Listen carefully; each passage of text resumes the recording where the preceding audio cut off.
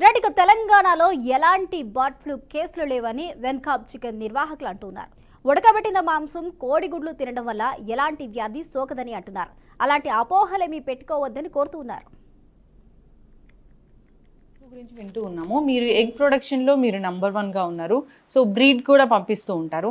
So ఎలాంటి జాగ్రత్తలు తీసుకుంటూ ఉన్నారు? మీరు ఏమైనా దీని గురించి ఈ మధ్య కాలంలో విన్నారా? దీని గురించి సీజన్ మారుతున్నప్పుడు, స్పెషలీ వింటర్ నుంచి సమ్మర్ సీజన్ వస్తున్నప్పుడు బర్డ్స్ ఎంతో కొంత స్ట్రెస్ అవుతాయి. బర్డ్ ఫ్లూ అన్నది మీకు జనరల్గా కోల్డ్ వెదర్లో మీకు కనపడుతుంటుంది.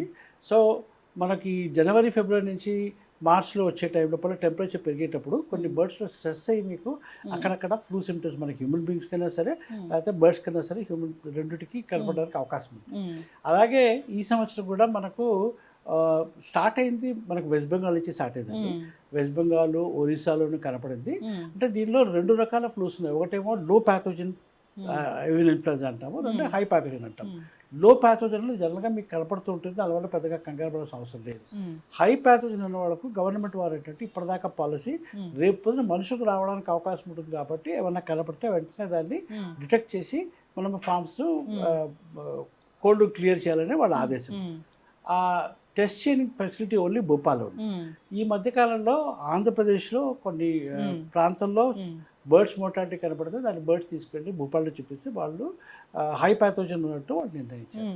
ఆ హై ప్యాథోజన్ వల్ల మనకి ఇమీడియట్గా తెలంగాణ గవర్నమెంట్ వాళ్ళు వాళ్ళ చెక్ బార్డర్స్ అన్ని క్లోజ్ చేసి ఇక్కడ ఆల్మోస్ట్ మొత్తం స్టేట్ అంతా కూడా వాళ్ళ వెటనరీయన్స్కి అలర్ట్ చేశారు.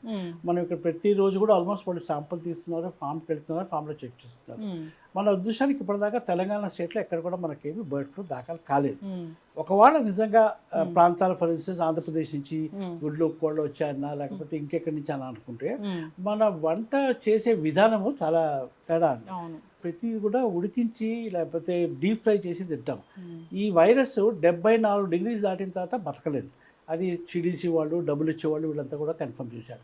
మనం వంట చేసే విధానం లోపల ఎక్కడ కూడా మనకు ఏ రకం కూడా దీనికి మనుషులకు ఇబ్బంది అయ్యే ఇది లేదు. So because we can comfortable eat, ఏ రకమైన దాని సంకోచం అవసరం లేదు. బాయిల్డ్ ఎగ్స్ అయినా సరే లేకపోతే చికెన్ అయినా సరే హ్యాపీగా అందరూ కూడా తీసుకోవడానికి వీ కంప్లీట్లీ రికమెండ్.